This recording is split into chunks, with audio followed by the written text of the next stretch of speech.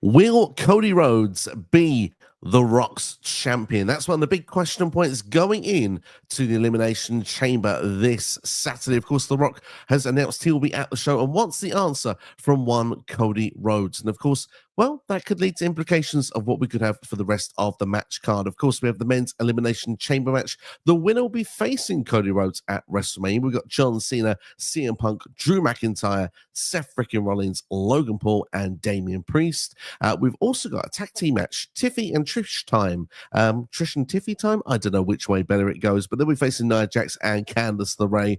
We've got a match that's, well, it's not official, it's unsanctioned. Sami Zayn versus Kevin Owens. And last on our stream today will be the women's Elimination Chamber match. Roxanne, Perez, Bayley, Naomi, Bianca Belair, Liv Morgan, and Alexa Bliss all enter the chamber, with the winner getting a championship opportunity, you presume, against Rhea Ripley. Welcome to the show. My name's Steve. I'm in the house, and do you know what? I've got two fantastic guests with me here today. Of course, the one, the only Mr. Regler himself, and I'm not talking about the dog in his arms. I'm talking about NX Steve House. How are you doing, my friend? Good, buddy. It's been a while, man. So, yeah, it's good to just chat wrestling again, to be honest. It is indeed. Of course, you can see right next to me as well, we've got a very special guest in the house. And do you know what? We like to kick it back sometimes, just chill out, talk some wrestling. And if we're going to kick it, then what better do than kick it with Leo? Leo, welcome to the show, man. It's great to have you back as always. Yeah, man, I'm glad to be back, actually. Yeah, it's the road to WrestleMania. I'm very excited. It is the busiest and most exciting time in the wrestling calendar. And of course, this is the Elimination Chamber. This is the predictions. Chat, welcome as well. But before we get started, let's check out with the excitement levels. So, Leo, between 1 and 10, your excitement levels for this show, please. I'm kind of in the middle. I'm going to say a 5, just because I feel like the chamber matches are really going to be good. It's really just, I feel like some of the matches kind of just felt thrown in at the last minute, like the tag match. I feel like we could have done that on a SmackDown, to be honest. It doesn't really, in my personal opinion, warrant to be on the pay-per-view. We could have done something else. But I feel like we're still going to get a good show nonetheless from in-ring action. So I'm going to stick with a 5 for this one. Seems fair. NX Steve. I mean, when we did Rumble, I said a 10, and I was sadly underwhelmed with the Rumble. So I'm kind of like with Leo on this one. I'm like a 6 or a 7. Like, I'm quietly reserved. I'm trying not to get too hyped for it. It is a chamber match, but the problem is the chamber match itself is kind of becoming like a Rumble nowadays, where the winner will face someone at WrestleMania, and it's kind of like just a second version of the Rumble, really. But it should be good. There is some decent talent in there that should be able to do some high spots. I feel exactly the same way about the tag match, though. I think it's just a cheap way to get Trish on a Canadian pay-per-view, if I'm honest. And the crowd is the biggest one for me, because the last time they were in Toronto, they were dead, especially for Jey Uso. So it'll be very interesting to see how that crowd does this time around. Usually Canada is a hyped crowd, so I'm excited to see what they're going to bring to the table this time. And Trish should be a big deal. But for the second Canadian pay-per-view in a row, no Chelsea Green, criminal. But all I'll say is that my excitement levels are going to be a 7 for this one. I feel that we've got two very stacked chamber matches. I'm looking forward to them. I do think The Rock and Cody has added a bit of a swerve and a curveball, but I think it's going to be interesting nonetheless. We're going to be discussing that early in the video. So if you're with us early, you're in luck. We're going to go with the main stuff quite early today. But yeah, I mean, I do feel throughout the show, I mean, Sami versus KO is going to be awesome. I just feel as an unsanctioned environment will be fun. My only worry is there some level of predictability in places on this show, which sometimes Elimination Chamber has, because you're on that road to WrestleMania. And as NXT has said, once you're past the Rumble, there's only one title left. You can start to connect the dots a little bit better. But as I said, The Rock has thrown a curveball at us this past Friday on SmackDown. A lot of confused people on X. We want to try and make some sense of all that today and what we think is going to lead to at Elimination Chamber. So looking forward to dive into that. But before we do, just one more question to ask. And Leo, I will start with you.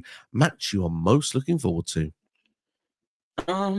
Match I'm looking most forward to, I'm gonna go with the men's chamber, just because I feel like this is probably one of the most stacked chamber matches that I've seen in quite some time, that I've been looking forward to. I haven't really been excited for a men's chamber match like this since maybe 2014. That was when the height of the US movement, when we had the WWE World Championship being defended. I think over the years we've still had serviceable, but not to this level just yet because of the talent we have involved. You have Punk in there, you have Cena, Rollins. I think it's really going to be one of the more unpredictable ones that we've seen in recent memory for sure. Absolutely. I mean, you can't argue it's a stat looking chamber. Silga, what's your pick for match you're most looking forward to? I mean, if the men's chamber is booked right, it should be the best match on the card that night. But otherwise, I'm going to say KO versus Sami. Look, they're two guys that you just want to see fight forever. They always have a story. They always know how to produce a really good match. So, yeah, man, I'm going with Kevin Owens and Sami Zayn. Absolutely. Well, you can't see him in that match, Sammy versus KO, but Cena just might be there. But what we'll say is, for me, I am going to feel that, yes, the Elimination Chamber is what this show is built around. So, of course, a chamber match is what I should look forward to the most. I agree with Leo. It is looking like the most stacked men's chamber match for a very long time. And in theory, I agree with NXT. If it's booked right, it should be the match I'm most looking forward to. However, what I will say is that I feel more confident of my prediction for the men's chamber match, where I don't feel as confident on the women's chamber match. And since I'm less confident on that prediction, it actually made me look forward to that match just that little bit more, because I actually feel that there's about 3 or 4 contenders that could win the women's elimination chamber match. So I'm actually quite looking forward to diving into that one. And there's a reason I've left it towards the end of the show. Gives my little brain just that little bit more time to think a little bit more. Gentlemen, I think we should dive straight into the action then. And I think that we will kick things off. And just before we do, actually, let's just quickly say hello to the people in the chat very, very quickly. Pierre has said that someone is going to be sold out to The Rock. Potentially, we're going to get there in a couple of seconds. If Cody doesn't, well, I'm sure Liv will sell her soul to be The Rock's corporate champion. I don't know if that's what The Rock is looking for to beat Cody Rhodes, Liv Morgan, but certainly could be a fun dynamic nonetheless. And Bobby's in the house as well. Bobby, thank you for joining us. But yeah, it is a hot talking point right now. The Rock is confirmed to be at the Elimination Chamber, ladies and gentlemen. Made a return on SmackDown this past week, and of course made the big announcement that WrestleMania 42 is going to be in NOLA, New Orleans. It's going to be in the Superdome. They've had some classic WrestleManias there in the past. It's, I think, the first time in 8 years, if I'm not mistaken, since they will be returning for WrestleMania. 2018 was the last time that they were there. So, yeah, it's good to be seeing them making their return. But, of course, that's not the only reason The Rock was there as well. He wanted to, I suppose, shake things up is the way I'm going to put this. He brought Cody Rhodes to the ring, said they'd become good friends. Their mamas have become good friends. But he said Cody's been great, being champion. He's been carrying the brand very, very well. But he may be the people's champion, but will he be The Rock's champion? The Rock wants more than what we're currently getting with Cody Rhodes. Now, if you don't mind, gentlemen, I know I brought you on as guests, and usually it's to get the guest perspective first here, but I want to kind of throw my 2 pence in quite early on this one because of the fact that I've seen a lot of negativity online with this segment on SmackDown this past week. And for me, I want to throw some balance. I want to throw some suggestions. I want to throw where I think this is going to be leading and going. So if I give that first, then I'm willing to be counteracted. I'm willing to hear the other sides of the story. I'm willing to hear that it plain sucked, if you want to throw those bits out there. But literally, Cody looked confused. There's no doubt about it. The Rock took half an hour to ask a simple question. He turned face and heel about more times than the Big Show in a half an hour segment as well. But still, it is The Rock, and he's there to shake things up for WrestleMania. And you could argue mission accomplished, because after the Raw on Netflix, I think a lot of people were a bit disappointed. You look at the fact that money was on the table for him and Cody, pretty much just said, look, we're buds, we're mates, and I'm proud of you, Cody. Could have simply said the next night on NXT that, well, Netflix was there, I had to behave myself, and actually, Cody, you suck, and you're a big jabroni, I'm going to whip your ass next time. Didn't do none of that. He just said, look, you all wanted me to stop beating him up, and decided to be nice to him, and then you'll boo that as well. So Rock's been in a bit of a weird position, it feels, with WWE fan base with his promos as of late. Coming in with this one, he simply said, look, Cody, you're great. You've got a few million followers on Instagram or on your socials. I want you like me. I want you with 500 million. I want you to be like the megastar that I am. I want to take you to higher heights than I was, and I can get you there. And that's not by being their champion. That's by being my champion. That's simply the question that's been put out here for Elimination Chamber. Now, Cody's going to make the answer here on this show. Cody's give the big sort of like puppy dog eyes that he usually does in these segments. The Rock also, I will, because NXT brought this to my attention as well before I'd even seen the segment, was Rock bringing out the classic Mortal Kombat, I Want Your Soul, which, of course, I think simply comes from Cody's theme music, of course, Adrenaline in My Soul. I don't think it'd be that weird otherwise. But yeah, so where do I think this is going? Simply, I think the answer is going to be no. Cody will not be the Rock's champion because this simply is all about being the people's champion. And the Rock resents the idea that Cody is the new people's champion. People are worried that The Rock is setting up and going to ruin all the WrestleMania plans for Vegas. I don't think The Rock's going to wrestle at Vegas. I don't think that's a fear factor. The announcement was about New Orleans. I think The Rock wrestles at WrestleMania 42. So what happens in the meantime, gentlemen? Well, what I think happens simply is The Rock is looking for a corporate champion, something he has been in the past. A lot of people comparing this to Austin and Vince back in the Attitude Era when, of course, Austin, they wanted him in the suit and he wouldn't do it. Well, The Rock was someone who a few months later would happily do it to join Vince and Shane McMahon, be a part of the corporation, be a part of the business. That is what The Rock is looking for. He's not going to get it out of Cody Rhodes. So where is he going to get it from is the big question. And that's why I kind of want to link this to the men's Elimination Chamber match, because you could argue this is coming of one of 6 people. Now, I'm going to leave it there for the second because I have a full fantasy booking story, as you probably can imagine. I'm first going to come to Leo, and I want to get your thoughts on this segment. I definitely agree. I think they're definitely putting some dominoes in place as far as what The Rock could be doing. Now, I think Cody would be a very interesting choice just for the simple fact that I know they have definitely it's been rumored that they want to do Roman and Cody once again for the part 3. I think it'll be an interesting dynamic if Roman is the face this time and Cody is the heel. And going back to what you said, definitely, this is pretty much like WrestleMania 17 all over again, where Cody is pretty much in the position that Stone Cold was, where they were trying to put doubt in his head into where they wanted him to join the business.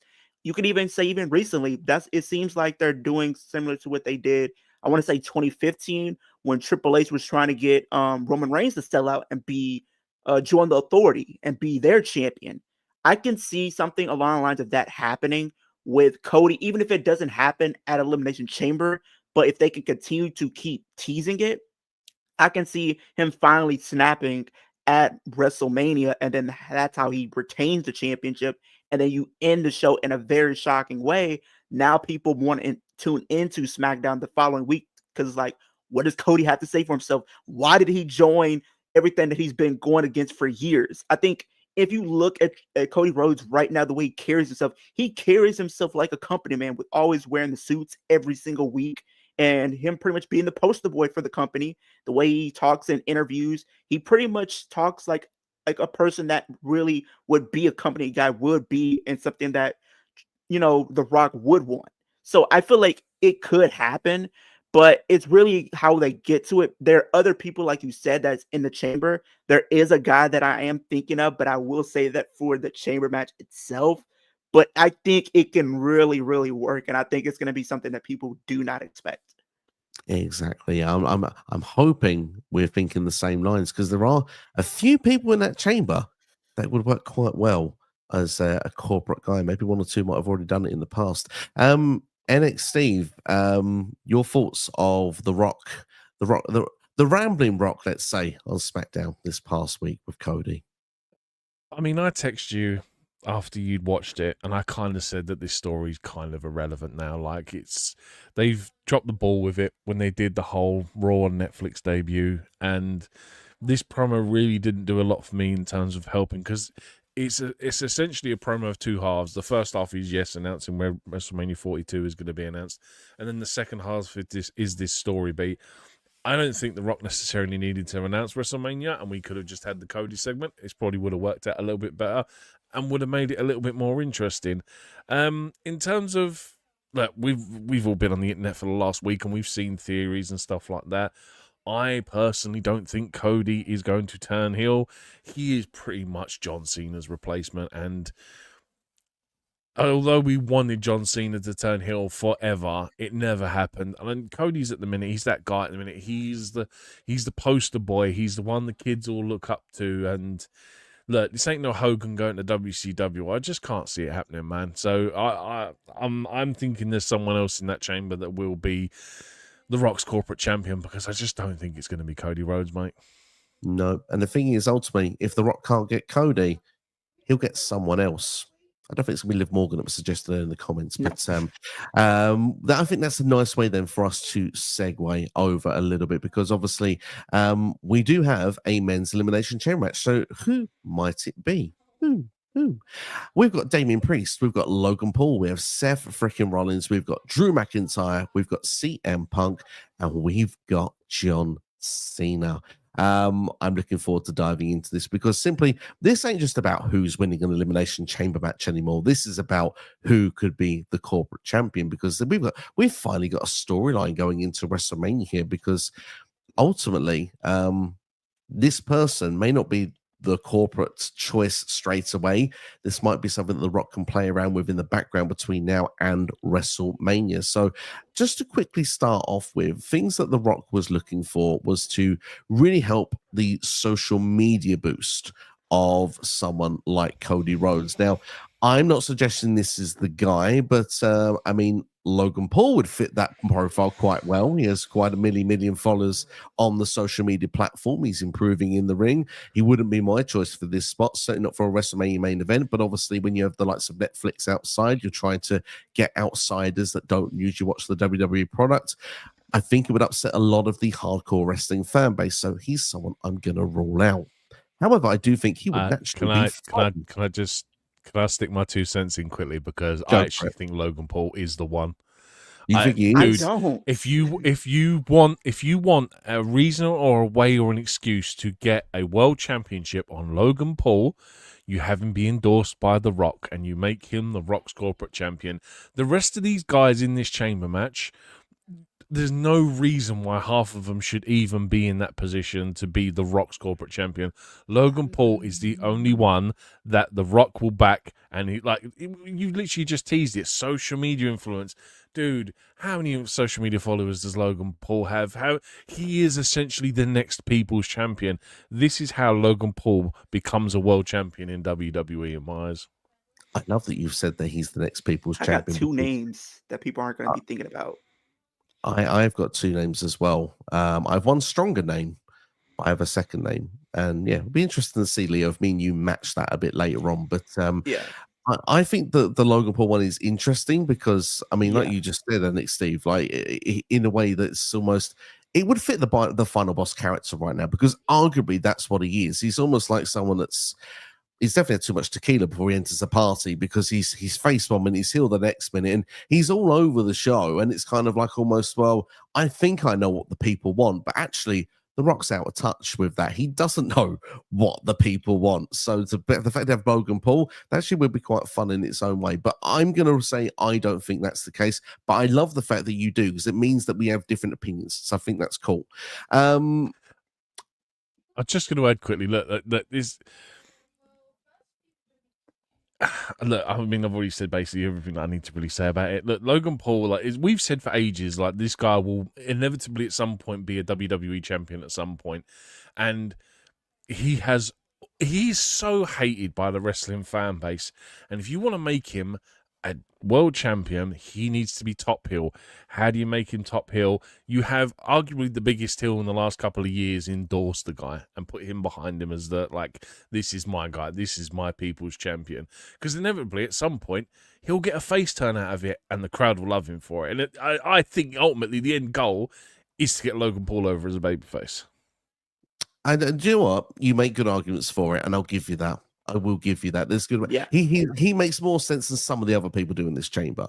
someone, for example, like Seth freaking Rollins, who, let's be fair, has history of being a corporate champion. He's been there before. He's stabbed his brothers in the back. Roman Reigns was one of them. Wouldn't that be a perfect time of this current story that's going on with Roman Reigns to go back to that Seth Rollins we've seen in the past?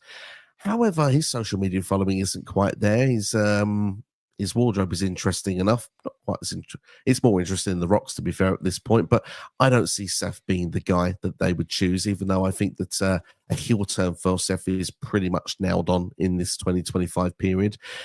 Leo, I'll come to you. Is Seth one of the names you were thinking of? That definitely was, because of the fact that he was with the Authority back then. He was WWE champion. Who's to say that he can't do it again? But the guy that I'm thinking of is Drew McIntyre. Drew McIntyre is one of the guys that I'm thinking could be the corporate champ, because if you think about it, if you look at, I think when Drew was in the midst of resigning, The Rock endorsed him, and he brought him the sword and the contract.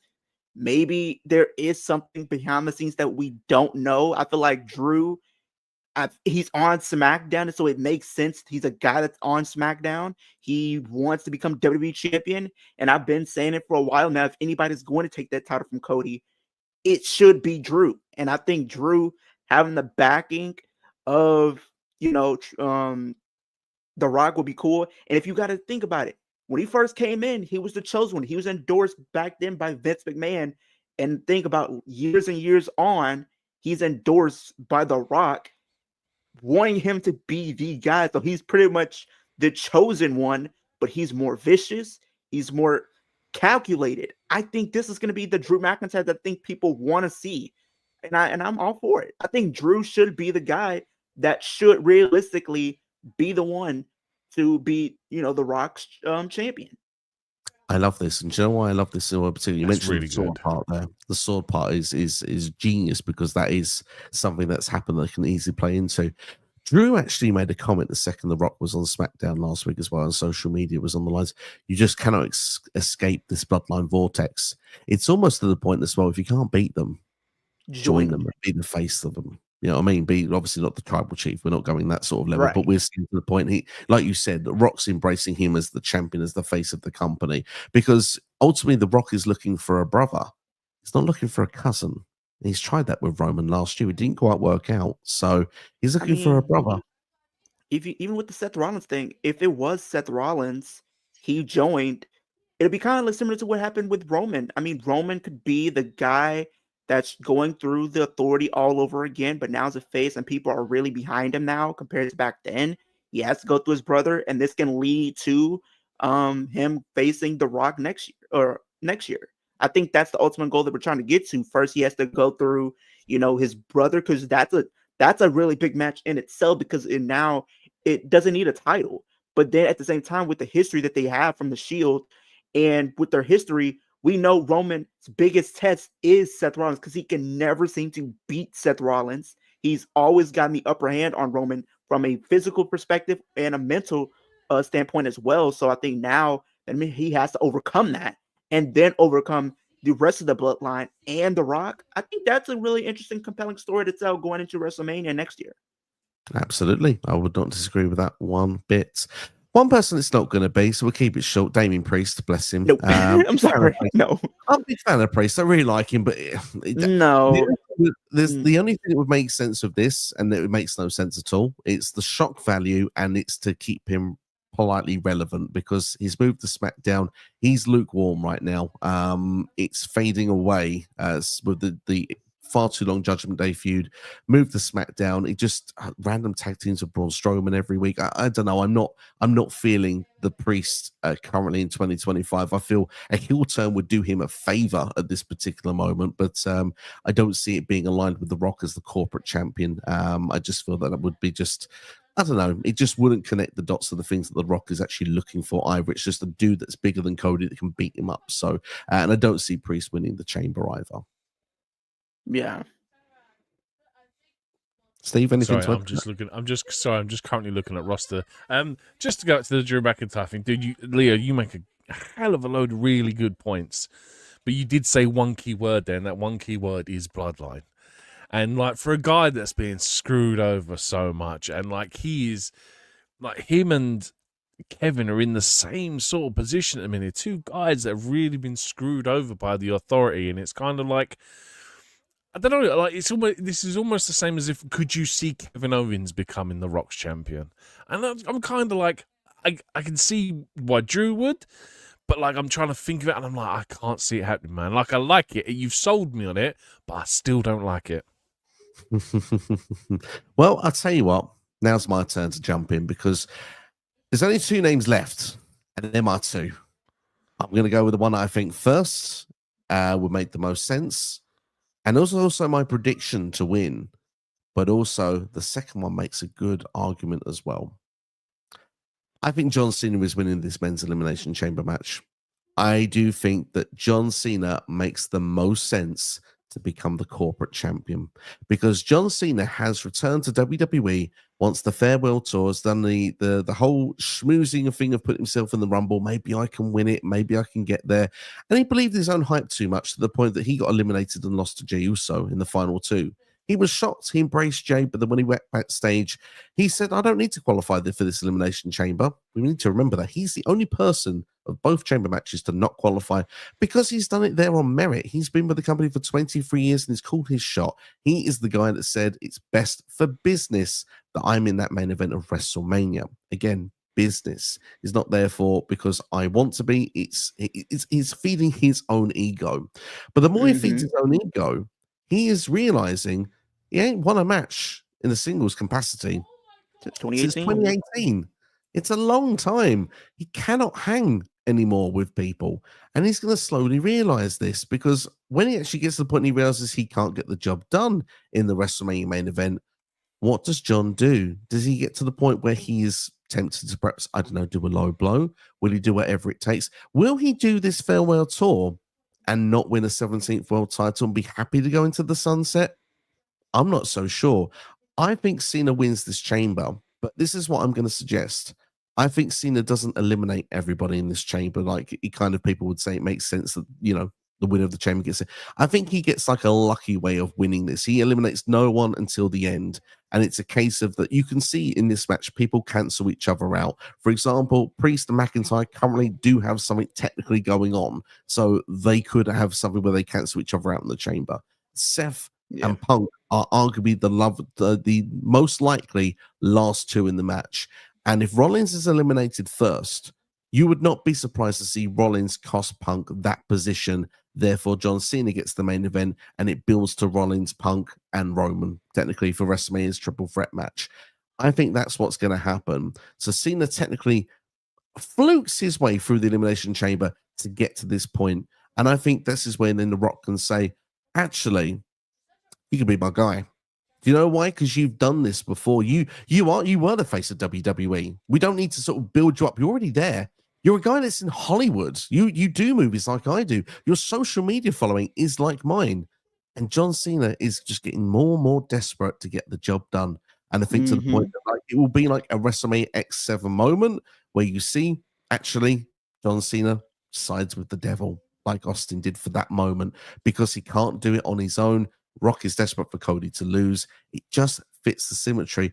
And I mean, obviously, you look then, obviously, what happened after WrestleMania 7, you had a two-man power trip. It was Austin and Triple H. You have that with The Rock and John Cena. Final bosses. Two people that were, you know, once in the lifetime, twice in the lifetime, but now aligned. We say final bosses. How about the Hollywood bosses? They call the shots. They run the company, have the championship. John Cena can go off and do his movies, holding the title, be on all these, you know, Jimmy Fallon shows and stuff like that. It's there for a Summerline story of trying to get the title back off John Cena. John Cena makes history, but he actually does it in the way that not anyone would ever expect. He had to cheat to get it done. The only other thing I'll just say quickly, CM Punk could make fun as well, because can you imagine all that time he hated WWE, was away for a decade, arguably thought the company was poisoned. He's now back. He's in a position where he's happy. He's with the company, but he himself wants that WrestleMania main event, something he wants off the bucket list. He's willing to do anything to get it done. He probably had a favor from Paul Heyman, which may be forgotten at this point now The Rock's back. What if he become a corporate champion? Could you imagine CM Punk in a suit? Could you imagine? No, I feel like Punk is similar to like Stone Cold in the sense he is a rebel. He literally goes against the higher ups or the authority. He's always been like that type of character. So I feel like if Rock were to get Cena or something like that, I think Punk would be the perfect guy to kind of go against both of them, because Rock and Cody have a lot of history, and Punk made it very clear, like, he does not want to do anything with The Rock. The Rock has always been in the same position as, Punk. Every time Punk is in a position to get a main event spot, he took the title from him. He was the reason he didn't main event WrestleMania and WrestleMania 29, which he should have. It should have been realistically a triple threat with Punk, Cena, and Rock, but that was not the case. So I think he still is thinking about that, and I think that should realistically be the route that they do go if they're going to do anything like that. I don't see him being in a suit. I just don't. Let me leave you with one thing, and then guys, I want you can discuss it and tell me why I'm right and wrong. Probably wrong. What if instead we get a triple threat at WrestleMania? It's been rumored previously. We have Cody, we have John Cena, we have CM Punk. Say CM Punk wins the Chamber, but John Cena politics his way into the WrestleMania match. What if it's the case that The Rock actually turns around and says, well, I've got my champion, Cody. It's not you, but I'm not going to tell you who it is. It's one of Cena. It's one of Punk. And you find out at WrestleMania which is the one that's actually aligned themselves with The Rock. I'm going to throw up option C here. What if All right, one TNA. one of these competitors doesn't even make it into the chamber match? What if one of them just so happens to be taken out a la Edge style and ends up not even making it into the match? If you take out a CM Punk and The Rock inserts himself into that chamber and goes, you don't want to be my champion, I'll do it myself then. And he wants to win that chamber match. He wants to go on to face Cody at WrestleMania. Why is that not an option? It's definitely an option. We live in a world where that is an option. To be fair, I wouldn't rule it out. I think people would hate it. But you know what? Would. I think it's a match that people, in fact, because we need to go to the chat. There's a lot of people in the chat with a lot of comments. We've not brought them up. We need to do that at some point soon. But what I would just say quickly, chat, please let us know. Do you want to see Cody Rhodes versus The Rock? And just as a side question, would you be happy to see it in Vegas? Yes and yes, yes and no, no and no. Let us know now. See, ultimately, what my fantasy booking idea was that you have Rock take out Punk, because that gets Rock most heel heat. He's taking out Punk. He takes Punk's spot in the chamber. Cena still wins chamber, faces Cody, and we get Rock versus Punk at WrestleMania. Interesting. But I'm going with you. I'm still saying John Cena wins this. I'm going to say Punk probably wins. I feel like, just for the simple fact that they have been teasing, Punk and, Cody for probably a while now. So I think they do want to have that match happen. I just don't think you're going to tease that and not it play out some way, shape, or form. And I feel like I like the idea of Cena being The Rock's champion and politicking his way to make it a triple threat, because I think that realistically could be a better option. But as I think about it, and you guys sold me, I'm going to go Cena. I'm going to double down on Cena on this one. Only because if you go back to WrestleMania 30, if they are going to have The Rock compete, I can see Punk doing what Daniel Bryan did at WrestleMania 30, him beating The Rock to add himself in the main event. And then maybe we can have that match be the idea that they go with. Because I realistically feel like the better option would be having all three of those guys for the championship rather than putting Punk with Roman and Rollins. Not saying that match wouldn't be good. It's just like there's no stakes. It's just for the fact of having those three compete. I think it's better off having Roman and Rollins compete one-on-one, and you can put Punk in the title match. I'm not against that idea. I like that idea a lot. I mean, the only other thing I would think of is that, I'd hate to say it, but like a 4-way at Mania. And you have Punk, you have Cena, you have Cody, you have Rock, all going at each other for that championship. I don't personally want to see that, but I think that is also an option. But who knows, man? I mean, getting the X Factor.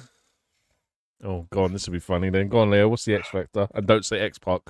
No, I'm thinking about it. I want to see Cena win it just because it gives him the opportunity. But for something is telling me Punk is going to win, because what have we seen in the previous 2 men's chamber matches? Logan Paul always eliminates a big name. He eliminated, he cheated and got Randy Orton eliminated last year. The year before that, he got Seth eliminated. I feel like as much people don't want it, I feel like, again, for the 3rd straight year, he's going to cause somebody big in that match. And what would get him the most heat is if he caused Cena his opportunity to main event WrestleMania, and then we get Punk going on to win the chamber and face for the title. Then we get Cena and Logan at WrestleMania. Because right now, I just don't know what his path is going to be.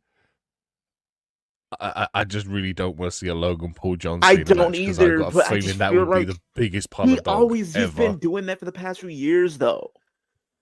That's his thing. True. Eliminating the big names and the favorites. Last year, Randy was a favorite, and the year before that, Seth Rollins was the favorite. He pretty much cost both of them winning. It's true. It's true. That's why Logan Paul wins.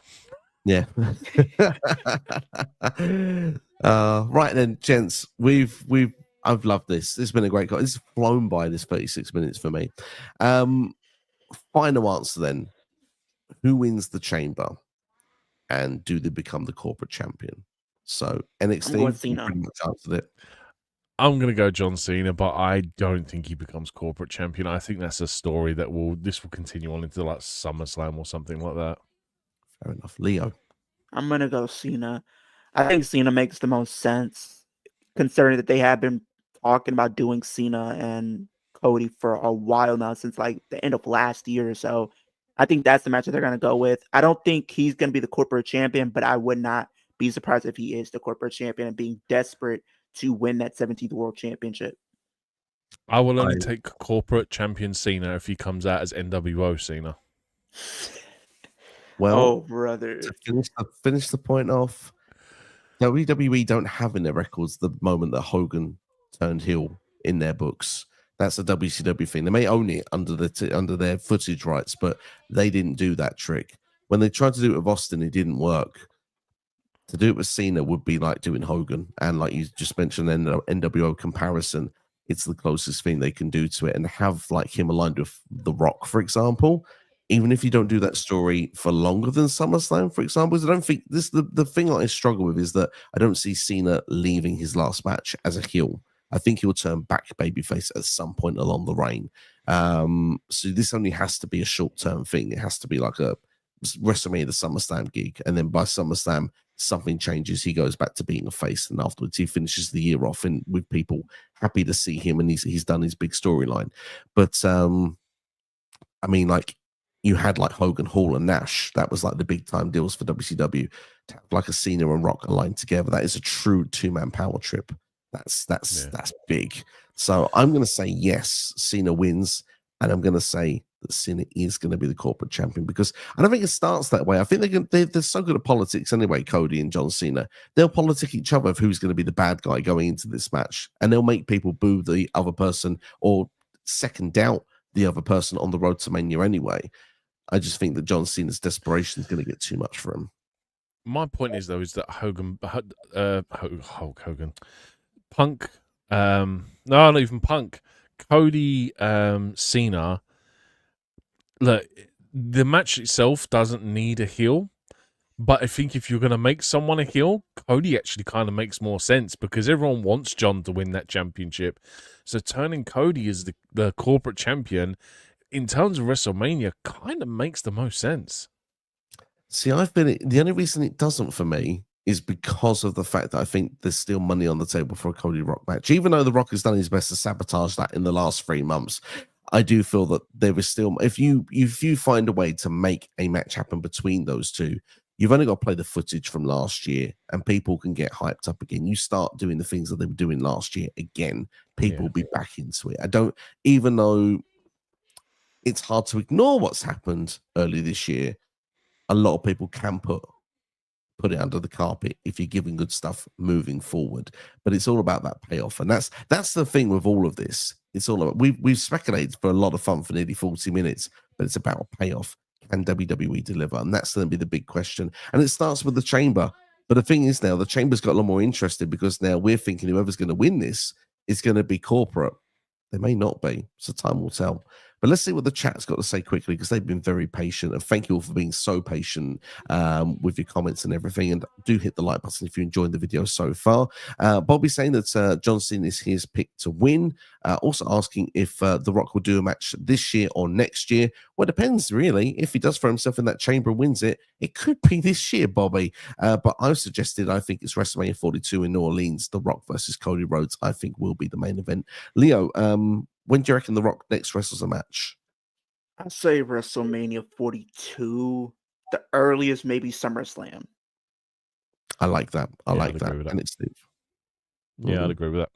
I like that as well. Sid says he thinks John Cena win the Elimination Chamber, try and win that 17th world title. Seems to make a lot of sense. Yeah. We've got Mr. Simmons UK. If Logan Paul wins the Elimination Chamber, then fans will kick up a fuss and they don't want to see Logan Paul need any titles. Seems fair. Ray, not a This fan. is why I don't think this. If they are going to do this corporate champion thing, I think it's something that goes on afterwards, because I think it's an opportunity to build Logan Paul up after WrestleMania. And like, if he's the corporate champion, even if he doesn't win the chamber match, it's something that they can go on with after WrestleMania and be Cody's next challenger or whoever's challenger for that title. If Cena wins, do you know what I mean? Logan Paul versus Cena for that world title. Do you know what I mean?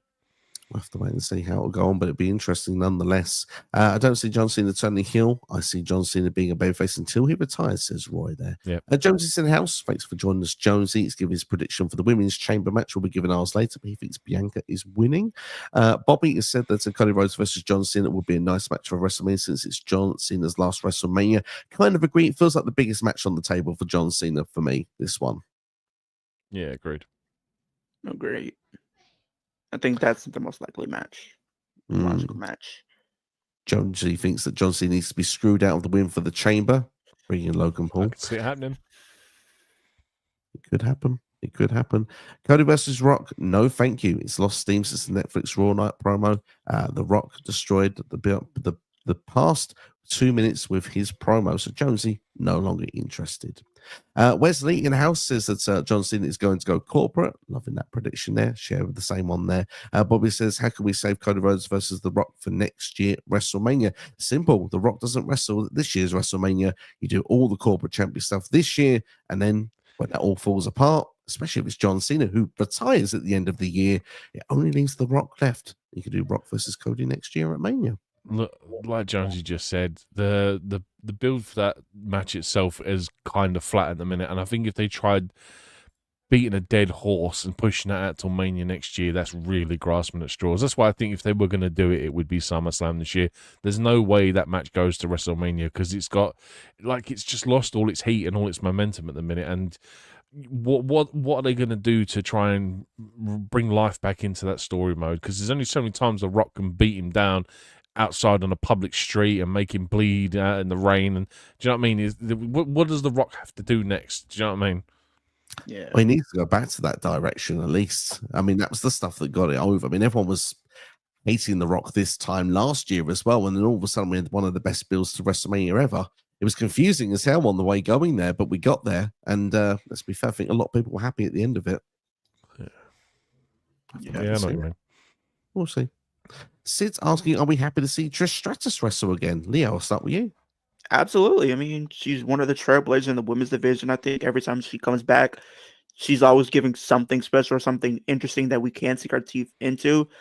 Her heel run, it can go. I'll leave that to y'all, but the heel run wasn't the best. But I'm glad to see her back, and I'm hoping that she does have a match at WrestleMania, regardless of what that could be. It does look like it could be her and maybe Nia Jax doing something, or maybe she gets tied into the women's U.S. title scene, and You could do like a multi-woman match for that. I can see that being one of the options that they decide to do this year. Interesting. Yeah, I like a couple of those opinions there, Leo. And NXT for yourself? It should have been Chelsea Green. I don't mind Trish coming back, but I guess because it's Toronto and Trish is obviously from Canada, but this should have been Chelsea Green's spot. Let's talk about that match now that we have it up there. It just seems to make the most sense there before we go into many more comments. So let's dive into it. Here it is. Trish and Tiffy time going against Candice and Nia Jax, the tag team match that was put together pretty much because, well, Nia and Candice were beating Tiffany down, and Trish was in the audience, and she decided that she was going to back up Tiffany Stratton. Of course, this past week, Trish looked to make the save again this week once a beatdown was being done by Nia Jax, but didn't get the job done, and Nia did the Annihilator to both Tiffany and Trish. Well, sort of anyway, to get the heel heat here going into the show. I kind of agree, though, just quickly before we kind of talk really too much into this match. I agree Chelsea Green should have been a part of this, and I'm just going to throw the suggestion out there. Don't hate me in the comments. Have Chelsea Green on the heel side, bring Lita onto the face side, and there you go. You have a 6-woman tag team match. You have Tiffany, who's got 2 legends by her side. That really helps. You've got Canada's representatives on both sides as well. It just makes everybody happy. But I understand WWE wants to do the Canadian hero one time on the face side, and that's it. They'll do Chelsea Green on the SmackDown before, but it is criminal, in my opinion, that Chelsea is not there. But Chelsea may be mentioned again in this video at some point later down the line. But keeping it quick, keeping it simple, there's no way that Tiffany and Trish are not winning this match, so they will be my pick. NXT. Yeah, it's hometown hero popping it, and Trish winning kind of makes all the sense. Plus, they want to give Tiffany some strength going into WrestleMania when she's going to go up against Charlotte. So yeah, I'm going to say Tiffany and Trish win this as well. Leo. I think Trish and Tiffany need to win. On one side, you have like Trish having a return match. I think you want to make that a big deal. And then with Tiffany Stratton being the champion and going into one of her biggest matches of her career, she needs to be looking strong going into that. She cannot really afford a loss because then it's going to make her look like, well, she's the champion, but she's going to look like a joke going up against Charlotte now that she's lost a tag match. And you have to build her up the best that you can, regardless if she's going to win or lose. Granted, she should win, but knowing WWE, I wouldn't be surprised if they try to put it on Charlotte again. So I think you still have to have her go into that match looking really strong. She can't go in there looking weak after losing a tag match like that. No, you can't. Totally agree. And Candice is right there politely to take the pinfall. Yeah. They'll probably It go almost for feels like they should. It almost feels like Bianca and Naomi should have been in this for a triple threat. that could have made sense. You could have put anybody else in that chamber match. I'm gonna be honest. It didn't have to be Bianca and Naomi. You could have put Nia in there if you wanted to. You could have put Zelina in there if you wanted to. Now that you're trying to build her up as something interesting, you could have put anybody Zoe else in there. Stark. Zoe, Shayna. Yeah. I agree, gents. She didn't need to put them in unless one of them's going to win. We'll have to wait and see. We'll dive into that in a little bit of time. But hey, at the moment, that's our thoughts with Tiffany and Trish. I agree, by the way, that Tiffany needs to look strong going into the match against Charlotte WrestleMania. I don't think Charlotte should cost Tiffany a match here on this show. I think it would be bad actually for the build for WrestleMania. Plus, I think Nia and Candice, even if they lose a tag team match, could probably go for those tag team titles at WrestleMania.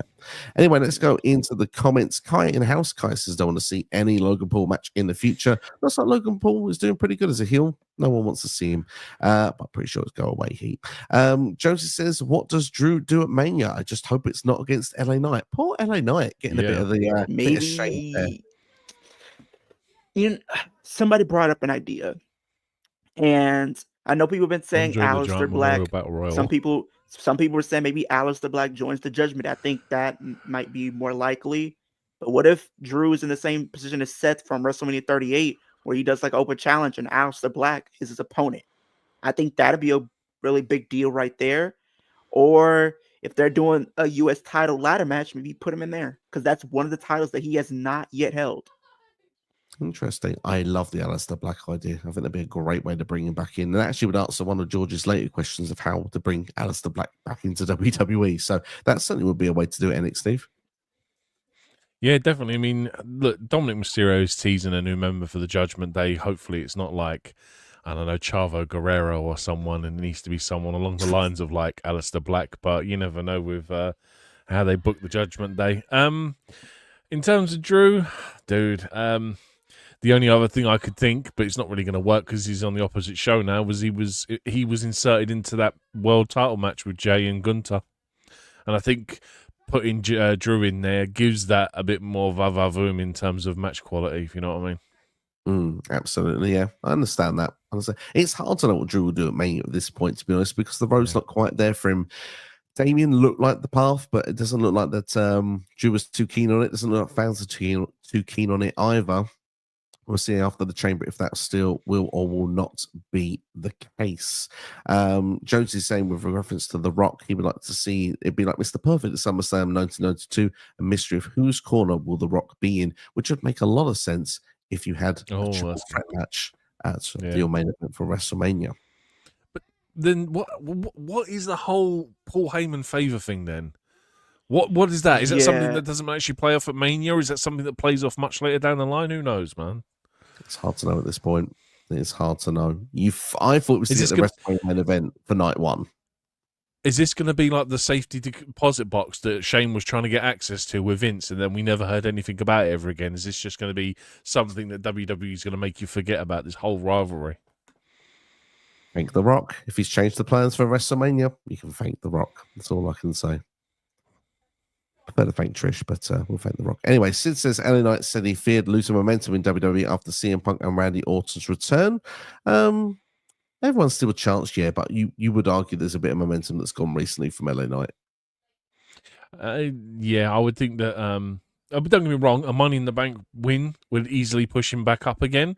But I think, there's a lot of people that have come in and have kind of like pushed themselves above LA Knight in terms of top card talent, like top main event talent. Absolutely.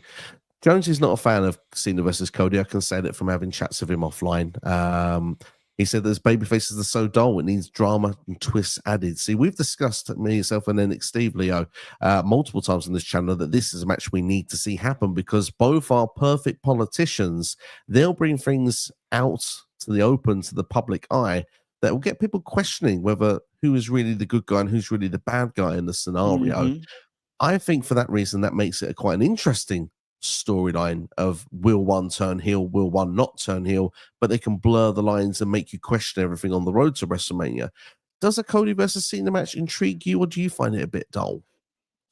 Cody versus Cena, I think, definitely will intrigue me just for the simple fact that Cena, is one of the very best in the business. I mean, over the last few years, he's kind of just been putting people over. And I would say Cody is like the new version of Cena. So it's like it could be almost like a passing of the torch type match. And I think the promos that they could really have could be really interesting. I feel like if they were to do it, we could lean into everything that we have been seeing with Cody over the last couple of months, where he's starting to lean into being more aggressive and more acting like a heel at points during matches or during promos or in certain feuds where a certain wrestler might bring out the worst in him. And I think this could be one of those situations where it could be the final nail in the coffin, where we could see a heel turn from Cody and for him to retain over Cena, which will get a lot of people talking just because of the fashion that he does win or the amount of things that he resorts to doing to keep his championship. I think that'd be really cool as well. And what they could potentially dig up in promos, maybe Cena does bring up his past in AEW and stuff like that, or maybe Cody brings up his past for Cena burying talent with the Nexus and stuff like that, and he can say, you're not going to do that to me because I'm not going to let it happen. So I think there's a lot to give from both sides as we head into WrestleMania. I think makes the match between both even more interesting than it already could be. Can't argue with that. And Steve, anything you want to add? The build is the most important part about a Cena Cody match because in terms of in-ring quality, look, we know how old Cena is. He is famous for his 5 moves of doom. Cody, do you know what I mean? Is probably going to have to not necessarily carry John, but probably do more of the legwork than what Cena will have to. So, in terms for this to be really important, I think the story has to be super good. Like the rivalry has to be intense. It has to be hot. It has to be kind of like it has to be along the lines of Rock Hogan, essentially. And you have to build that intensity where people. Like you're gonna have that moment where they're just standing in the ring, not throwing a single punch, and you've got 60, 70, 80,000 people just, do you know what I mean, rattling everything. Do you know what I mean, making the building shake from the intensity of it. The problem I have is that although the promos, you're right, would probably be fantastic, there's nothing new that they can really play on that we haven't heard, especially with Cena, over the last 20 years. How many times have people tried saying that he, like Punk especially, famous for telling Cena that he's the reason why a load of people are buried is because of him, blah, blah, blah. Dude, everyone who's faced Cody has banged on about how he had to leave the company and start, like, refine himself, make a new company just to get himself over. So there's no real... Do you know what I mean? Unless there's something really niche they can find in the promos, it's kind of going to be the same stuff we've really already heard. It's just going to be a new take on it. And I don't get me wrong, I'd be interested to see how Cena would deliver that, especially if they put him as heel Cena. I think that would be really good. But that's my problem, is that it's all going to be stuff that we've all seen 100 times before. And you've got to, as I said, you've got to build that intensity. And if you're going to use the same shtick that everyone's been using for the last year since Cody's been champion, I'm not feeling it. So it's going to be interesting when we get to WrestleMania how I feel about it. But yeah, it's definitely a bad story for this one and how the build is done. It's a fair argument from both sides there. I like that. There's a bit of, playing it on each side there, which is quite fun. It's time to dive into another match, and Jones's question does it nicely for us there. What are your thoughts of Sami and KO doing at Mania? Well, for them to get to Mania, they need to get through the Elimination Chamber, and of course, to get through Elimination Chamber, they need to go unsanctioned. So yes, Sami Zayn versus KO happens. They fight forever, as NXT has said. And of course, it's pretty much 10 years since their first real match in WWE, or NXT, I should say, at the Unstoppable takeover that was done. Of course, I think it was about middle of February 2015. Anyway, this story really picks up from the fight forever. These two have been friends, enemies, but the recent chapter takes place at the Royal Rumble, of course. Sami Zayn did not help KO win the championship against Cody Rhodes. Therefore, KO, who's been recently using the package pile driver to put people on the shelf, such as Cody Rhodes, such as Randy Orton, decided to do it to Sami Zayn. Of course, the intention of doing that is not simply just to hurt them, it's to end their career. And of course, Sami Zayn said, look, before you've wanted to beat me up, you've wanted to hurt me. This time, I know you were trying to take me out. We need to do this one more time. And of course, he wanted to do it in Canada. Oh, Canada. Of course, it's like their WrestleMania moment. Two proud Canadians going to be fighting it unsanctioned. I really hope they take the AEW route with this, where the lights go out and it's like, this is unsanctioned, no music. The jeans come out for this rather than actually, them actually just, do, the proper street clothes vibe that they have for these type of matches. Make it feel proper real as possible. No proper entrances. Give us the serious look, the intensity of what they know they're going into. That's the vibe I want to see with this. But obviously, we know that this is going to get even more personal because, Raw is tonight. Sami's going to respond because, Leo, you put on a reel on Instagram for SmackDown this past week when KO was actually outside the home of Sami Zayn. Yeah. I'm really looking forward to this feud. Like you said, they're both back and forth with the history, whether they're friends or enemies. They always have great chemistry every single time. And I feel like Randy Orton is an X factor here because I feel like KO needs to be stopped. You don't show up to another man's house when he's home with his family and expect to be a happy ending for you. Like, no, I don't. I feel like there's going to be a situation where we might get a rev bump, possibly, and we have KO get RKO'd and Sami wins. Then we can go off between KO and Randy going into WrestleMania, and then maybe Sami does something else. I don't know what that may be. People have reached out to me and they said maybe it might be Sami and none other than Karrion Kross. I can see that just because of what we've been seeing on television. I do think we're gonna get a match at some point. Don't know if it makes the Mania card, however. Maybe it'll be like the Raw before. WrestleMania or the Raw after Mania. I could see it being one of those two. But I think that is the route that they're going to go with both guys going into Mania. However, I would love to see KO and Sami compete at WrestleMania. We've seen it before. At some point, I want to see those two compete for a championship. I think that's something we haven't seen with those two happen in quite some time. I think the last time was the NXT title. Thought we were going to get it for the Universal title. Thought we could have gotten for the US title. Any type of title we need to see on the main roster, we just haven't got it yet. So I hope we do at some point have those two compete. Maybe Sami. I think Sami right now is my front runner to win the Royal Rumble next year just because of being in Saudi. I think he's going to be one of the biggest deals over there. I think he's going to get the biggest pop. And maybe somehow Kevin Owens is the champion by next year, and we could finally get those two at WrestleMania 42 for the championship on one of the nights of WrestleMania closing the show. I'm going to pass this over to Steve. I literally said this a couple of weeks ago that my fantasy booking for Mania 42, Sami versus KO for the World Heavyweight Championship. I think it's personally got to happen. This match though,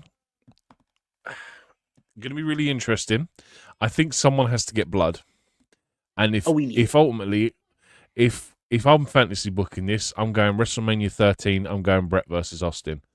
Someone has to pass out.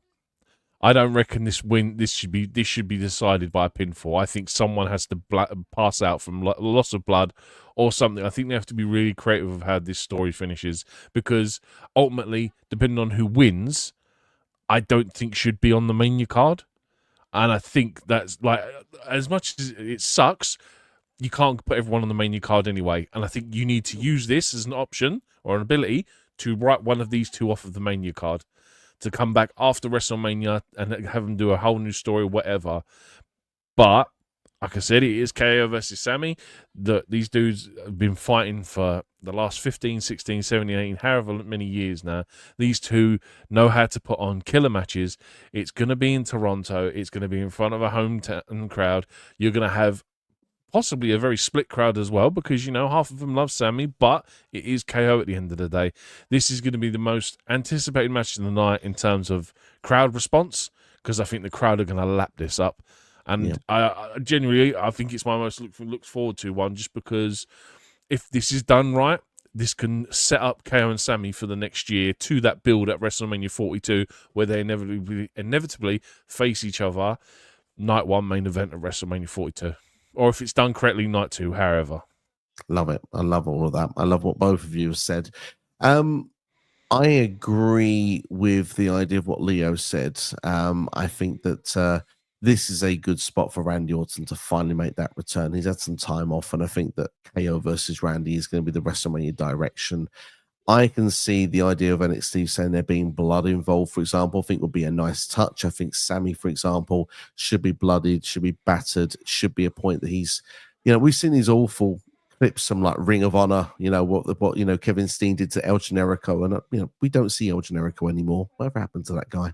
But if you do something of a similar nature, of like the package pile driver, for example, on a table or a ladder, or I don't know, on an apron or something in the ring, hardest part of the ring, just something where it just looks like Sami is done for good. If they do this move, this looks disgusting to the point it can't happen, and that's when you get Randy Orton's music hit. You can just see that at that moment that perhaps Sami's dropped, KO loses focus, KO gets RKO'd. And like you say, at that point then, it's unsanctioned. Ref can be bumped. It doesn't have to be bumped either, because it doesn't matter. I think you get a point that Sami just gets the win on the night, whether he puts his arm over, whether Randy's the reason that he wins the match, so that it's not really decided. Therefore, there's a reason it continues for another day, as NXT would want for WrestleMania 42, and as Leo suggested with the Rumble win. I think that it ticks the boxes. I think Sami then can go through a thing of like his road to WrestleMania with Cross. It's like, well, yeah, you won in Toronto, you won in your home country, but didn't do it on your own, did you? You couldn't get it done on your own. You're not good enough to do that. You can't beat KO. You never proved that you could beat KO. And it's that sort of thing of then will Sami turn heel in time, because that's what everyone does when they feud with Cross. And I think then you simply have Randy versus KO for WrestleMania. And that's obviously a match that's been built for could be 12 months, the friendship they've had, and then it's gone through Backlash, teaming against the Bloodline, and all through the summer, and it's been building for a long time, so it feels like that's the match for Mania. So yeah, prediction for me, Sami Zayn as well. So is it Sami Zayn all round from everybody? I'm going Sami. Kevin Owens for me. Kevin Owens for the NXT. If you like I said, if I'm going to go with my booking and I want one of these two isn't going to be on Mania card. It's going to be Sami, unfortunately. KO has to win this. So KO wins this. Randy can come out, sure, make the save as well, because I imagine Kevin will probably want to carry on a beatdown after he wins the match. You have Randy return, you build with Randy versus Kevin Owens at WrestleMania, but for me, I'm saying KO wins this. I think Sami's got to go through. Sami's going to go through the next 8 months of hell. Like I'm already loving the fantasy booking of him winning the Royal Rumble because it's in Saudi Arabia. Do you know what I mean? That's what I'm going to go with now. Sami's going to go through absolute hell and be a complete long shot to win the Rumble for next year. So he needs to lose this, and he just needs to go through absolute hell for the next 8 months. Absolutely. Do you know what I love? I think we can't lose either the outcome. I love both of the outcomes here. So WWE, it's up to you to pick which road you want to go down. Leo, final then on this one. Is it Sami or is it KO? I'm going Sami on this one. I think Sami needs to get the win over Kevin. Interesting. So that's what we think in the meantime. So let's dive into a few more comments, shall we, in the meantime, and see what people are saying. Of course, a lot of the questions that we have at the moment are not in relation to what we're talking about, because we need to catch up with some of the chat. But hey, we'll take a couple of questions, then we'll go to the women's chamber, then we'll just simply go full on Q&A style. We'll just go through everyone's comments. I think it's probably the best way. Jonesy, then, how long should they delay Bron Breakker versus Jacob Fatu? Leo, I'll start with you. What was the question? Repeat that again just one more time. How long should WWE delay booking a match between Bron Breakker and Jacob Fatu? I thought it was actually going to be on the card, actually, if they were going to put any other matches on here. I actually thought that they could have done this and maybe add a stipulation between Bron and Jacob, but I think they're delaying that because I feel like the route that they're going in now, they're starting to pivot a little bit to where they're maybe doing Jacob and Solo at Mania. And I don't know, for some reason in the back of my mind, I feel like they're starting to put Damian and Braun in a tag team, considering that they have been tag team for like the last couple weeks, and they always do this for WrestleMania. They always put like two stars into a tag team going into WrestleMania if they don't really have concrete plan for them. So I think that might be the route that they're going in there. So I feel like it might be still likely for them to do Braun Strowman and Jacob, but I don't think it's gonna be a chamber. Maybe probably the week after. Just to stress, Jonesy wanted to see Bron Breakker versus Jacob Fatu, but I totally agree with the sentiment of Braun Strowman versus Jacob Fatu. But Breakker probably and Jacob next year. Well, they're both on the opposite shows, so we're not going to get it for a while yet, because Jacob's on SmackDown and Bron's on Raw, so unless that's they do going to be a bit of a pain. Unless they do a draft. Yeah, but that's what I mean. You're looking at least 6 months, but I think the idea for Bron Breakker at Mania is like Penta or someone like that. Yeah, I want to see that big time. I want to see Bron Breakker versus Jacob Fatu in the worst way. WWE have teased us a couple of times with this match. It would be awesome if we get it. But my feeling is that the longer you can delay, the better, because it's just one of those matches that the loser will lose momentum, and right now they both got a hell of a lot of momentum, so keep that going as long as you possibly can, I think, is the best sense right now. And especially as both are in the mid-card, when they're both towards the main event, that's a perfect sweet spot to then start doing it. Sid said that every time she sees Tiffany, she's on the floor. Dude, I've just got to add in, Charlotte Flair is doing my absolute nutting. Like, she is just... The way she walks at the slowest pace forever, I'm like, my God, hurry up. Just get in the ring. It was cut irritating. your promo and leave. It's so bad. Oh, man, I hate it. Watching her literally come out while Tiffany is having them a match, mid-match, and taking her sweet time, like, as if we don't have a match that we're trying to get to. Like, yeah. I don't know what it is. It's like she hasn't competed. And somebody was like, is she going to compete at all during the Road to WrestleMania? I told him no. Because I feel like Charlotte's the type of person that doesn't probably want to work until WrestleMania. And I feel like from WWE's perspective, they probably don't want to risk her getting injury getting injured potentially on the road to WrestleMania, considering she has a big match. And I think that's why they don't really have their champions compete during the road to WrestleMania, because if we looked at last year, Seth Rollins was very unlikely to even make WrestleMania because of him suffering an injury with Jinder Mahal in that match. So his whole status for WrestleMania was very much in doubt. So I guess they don't want to put anybody that's a top person in jeopardy this year. Plus, she just came back. That makes sense. But the other thing you've got to worry about is that she sits there, climbs into a ring, sits on a chair, and you're expecting Tiffany Stratus to sell the effects of a wrestling match and lay down on that mat for 2 minutes while she cuts a promo. And it just makes Tiffany look dumb. Like any normal person would just roll out of the ring and walk away. And like Charlotte going at the snail's pace is just so irritating. It's just, honestly, it's just making Tiffany look like an idiot for me at the minute. Just, I'll just lay on the floor and sell these injuries of a normal wrestling match where any other time I've got out the ring by now and left. It's slow pace, man. I hate it. Yeah, all she did, I don't think she cut a promo. I think all she just looked at her and she just pointed at the WrestleMania side on Friday. She didn't even cut a promo. She literally stood over Tiffany, NXT, and she didn't say anything to her. All she did was just look at the WrestleMania side and point to it. Yep, it's dumb. Yeah, it's not ideal. It's not ideal. Give it time, it might get better. One thing's for sure, though, I think because we're so behind on some of the comments, and we do apologize, we're going to get to them. I think it's best we go for the final match to discuss in the predictions. Then we can focus all of our attention on you. So let's talk about the women's elimination chamber match. There we go. We have 6 women there, and it looks like the winner of this will be taking on Rhea Ripley for the Women's World Championship at WrestleMania. So we have Roxanne Perez, Bayley, Naomi, and Bianca Belair, currently women's tag team champions, certainly at the time of recording, Liv Morgan, and Alexa Bliss. Quite the lineup there. I don't think it's so stand out of who I think is going to be picking up the dub there. So, NXT, first off, your thoughts of this women's elimination chamber match. Feel free to dive in and discuss any participants you wish. There are some names that shouldn't be in this match, and there are some names that should be in it. Like we were saying a minute ago, I don't think Naomi and Bianca should be in here. I think that there's 4 people in here that are kind of ruled out as winning this for me. I think this comes down to 2 names, and one is more likely than the other. I mean, dude, it's been okay.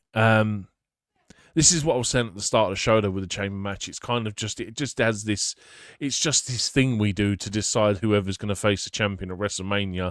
And there's not, like, this is essentially just a number 1 contenders match. The only aspect is if we're going to put them in a steel cage apparatus and they're going to do some crazy stuff and it's going to look great and it'll be entertaining, but I think this one's actually more predictable than the men's, if I'm honest. I actually think that the answer to this one's easy. Interesting. I look forward to diving back to you in a couple of moments then. Leo, your thoughts of this women's elimination chamber match that we have here? I'll say this. I think, similar to what NXT Steve just said, I think a lot of them you could rule out as far as winning. Like, I would say from a star power perspective, I feel like we've never really had a bad match per se as far as like talent. Sometimes it's always been like the booking of who wins, how they win, what's the story, have they been teasing stuff between the person that's going to win and the champion. I feel like that's really what it really lies on this year. But I really feel like it only really comes down to 2 women that realistically have a chance of winning. I think 3 women have a realistic chance of winning. I think actually, I'm going to change that answer. I think 4 have a realistic chance of winning. However, I think 3 of them are probably going to be in with a shout. One of them that I think, if you look at them, Bayley is a name on paper that I think could win this elimination chamber when you look at it. But I think she's going to be cancelled out because Roxanne Perez is there as well. They have their program, they have their feud.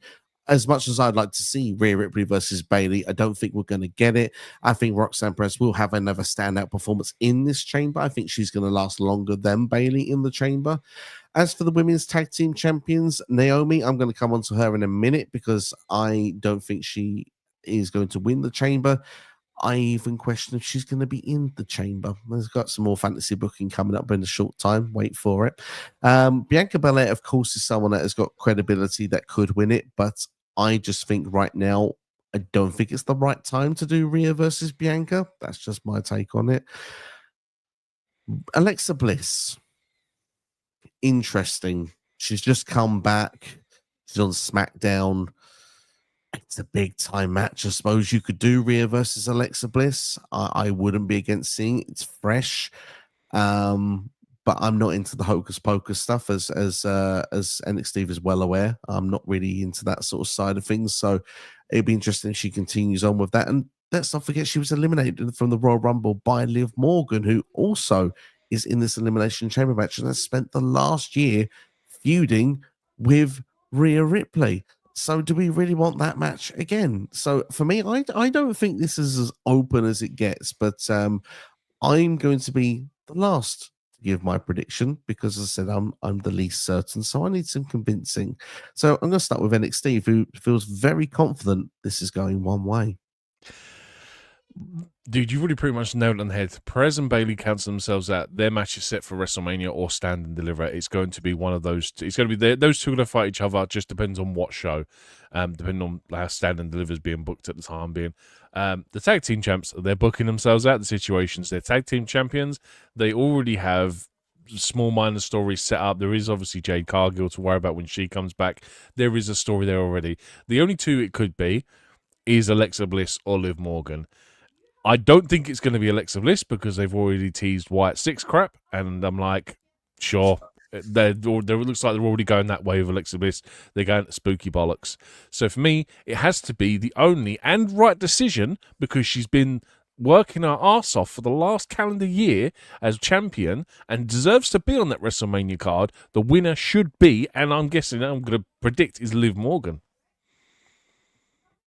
Leo. I feel like it really comes down to two women, like I said, Liv and Bianca. But Bianca should not win this. I'm gonna be honest. And here's a fun fact. This year will be Liv Morgan's 6th appearance in an Elimination Chamber match. Her 6th time entering the chamber. At some point, you have to have her win this. She has to win. At some point, you can't just keep putting her in these rumbles and chambers and you don't have her at least win one of them. Because then this was with the point like, oh, she's going to be there to fill out the numbers, but she doesn't win. I think, and here's another thing. Alexa's already won a chamber match. She won in 2018 when she was Raw Women's Champion. And Bianca, she's won the chamber match as well in 2022 to face Becky Lynch. So I feel like you're not going to have another chamber winner win. Like, we already seen that. We already have to deal with Charlotte winning the Royal Rumble, which she shouldn't have won, if you want to be honest. So I feel like it has to be Liv. Liv has been the MVP in the past 2 chamber matches, having the best performances every single time. She's always outworking everybody else from a character perspective and an in-ring perspective. This year so far, she's having her best matches that we've seen in quite some time.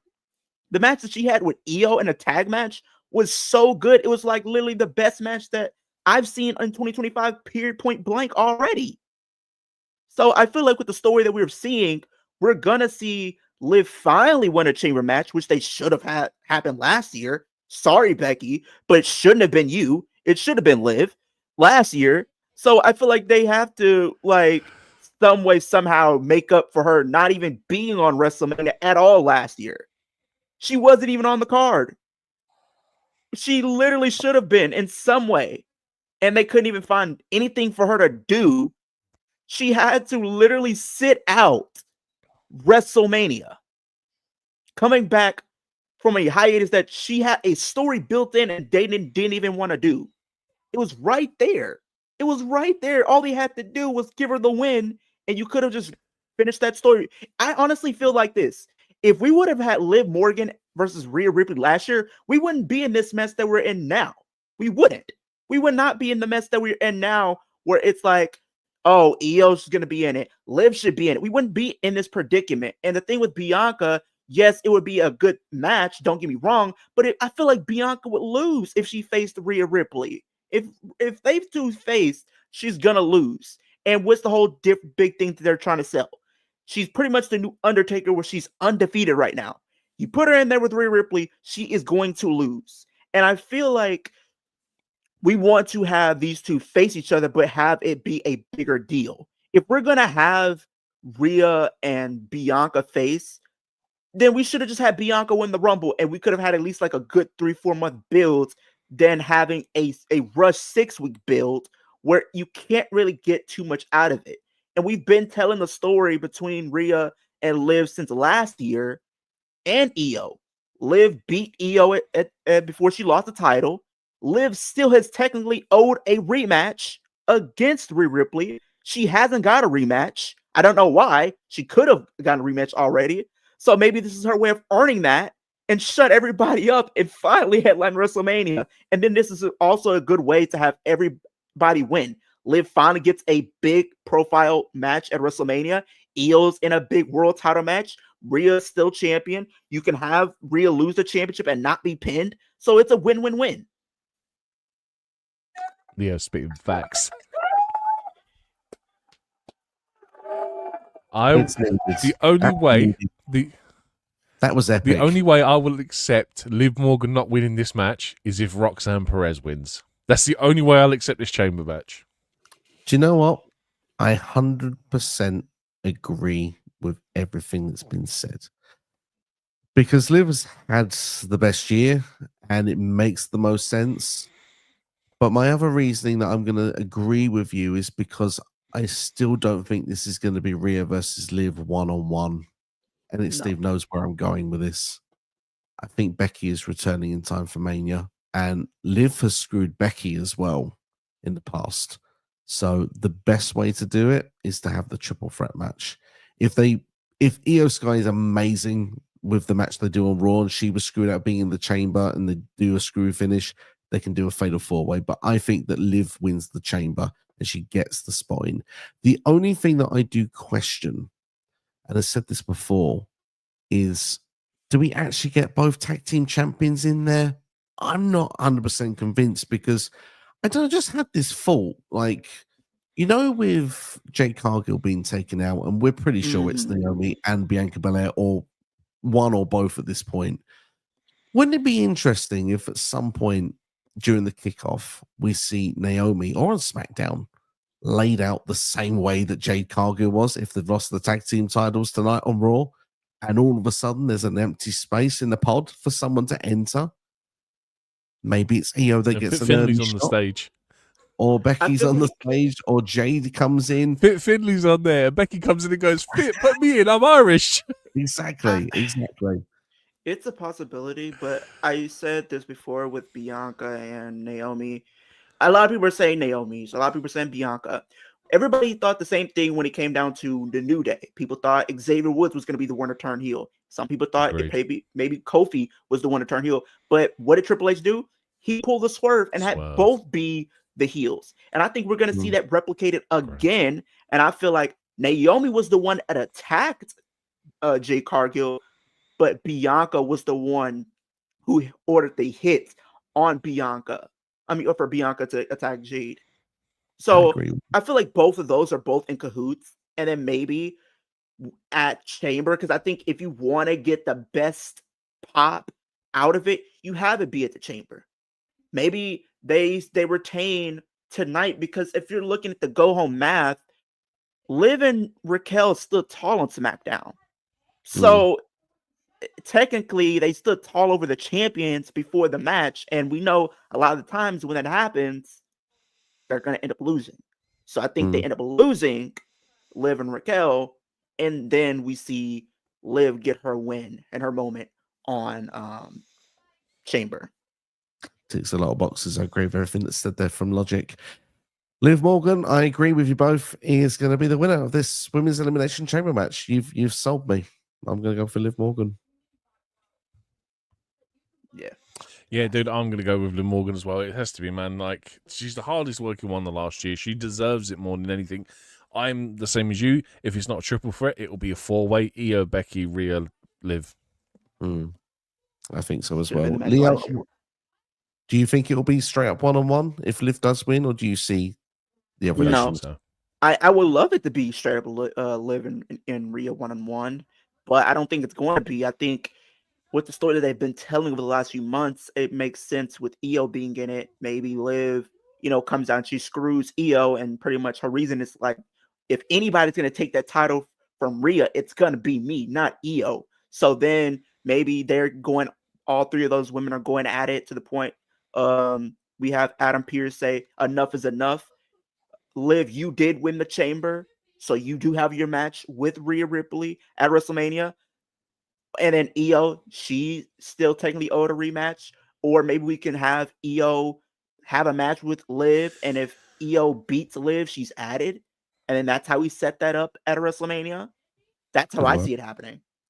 The only other thing I can think of is that you said this before, Steve, that you can see the next tag team champions being Liv Morgan and Raquel Gonzalez. So that's the only other way I think Liv doesn't win this, is if the idea is they want to do Bianca Naomi versus Raquel and Liv for them tag team titles. But then again, who's going to go down to then? Bliss kind of doesn't make sense. She's on SmackDown.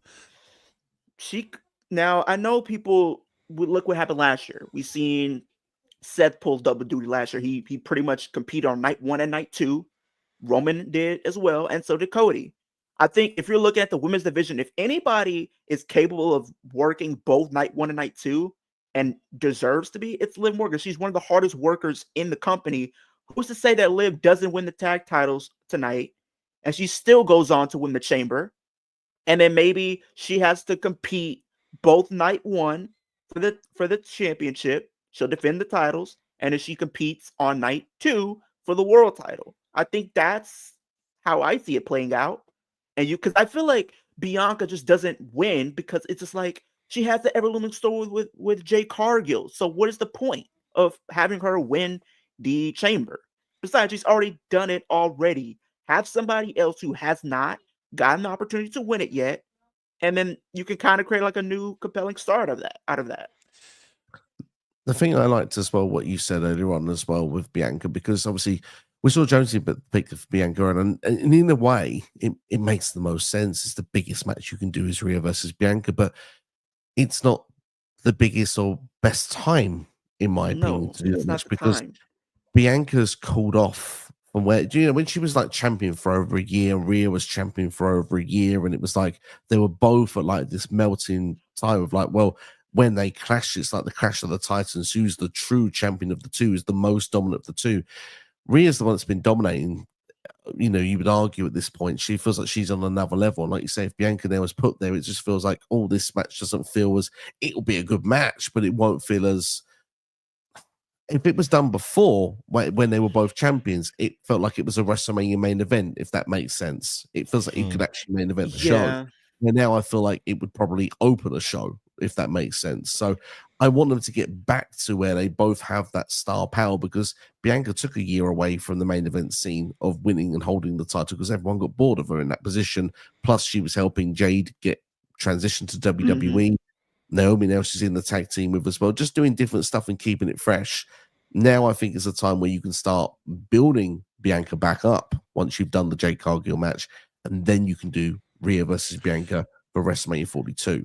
I'd say you would do it at SummerSlam. Now we have SummerSlam both nights. Maybe I feel like we're gonna do a draft this year, so maybe Rhea is still champion. Bianca gets moved over from SmackDown after she's turned heel, or being one of the heels. She gets moved over, and I think Liv gets moved over to SmackDown in the draft this year, because I did hear, I want to say in the lead up to Rumble, the plan right now is to do Liv versus Charlotte at SummerSlam this year, because it's in Jersey. They want Liv to do a big match, and how they're going to set that up is Liv is going to probably win Queen of the Ring to get her shot at the championship. So I think that is the route that they're probably going to go in, as we do head into SummerSlam. And then on the other night, you can have Bianca and Rhea finally have their match on a SummerSlam. It doesn't necessarily have to be a WrestleMania. It's interesting. It would be a way to go. The only other thing I'll throw in as well is the fact that you could have Bianca win this if the idea is that if Bianca then goes on to win this title at WrestleMania, Jade Bianca is a feud that they want to do after WrestleMania for that title. If it turns out that Bianca, for example, is the one that actually took Jade out. That could make a lot of sense. That could work. I'll tell you what, we're so far beyond on the chat. We've discussed Elimination Chamber pretty well, I think. I think we should give a bit of love to our chat, and we should just do a 20-minute exclusive Q&A. So we're just going to ask all the questions we've got in. We'll do the best of our ability to get through all of them, and just comments as well that people have got to say.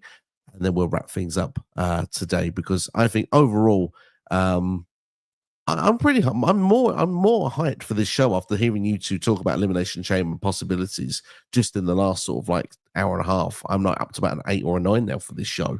The possibilities and the excitement we could get from WrestleMania seems to be quite endless here. But let's see what our chat is saying then. So to make sure I don't miss anybody out, I want to make sure that we go with the questions in order. So some people's names will come up frequently at the start, and then we'll probably vary as we go through, because we have a few Jonesy questions. So this one I can answer in one word. Is Triple H making a mistake if he goes with Cody Rhodes versus John Cena and Punk versus Reigns versus Rollins? Simple no from me. I think it's the way to go. I would say no, but Punk shouldn't be involved with Roman and Seth, in my personal opinion.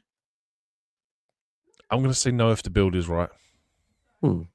Absolutely. So 3 no's for now. And how do you feel about John Cena being added to the Jey Uso Gunther match?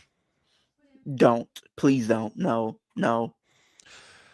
It's bad enough that for me, Gunther has to raise the bar to carry Jey to a good match. I don't really want to have to carry Jey and John Cena to a good match.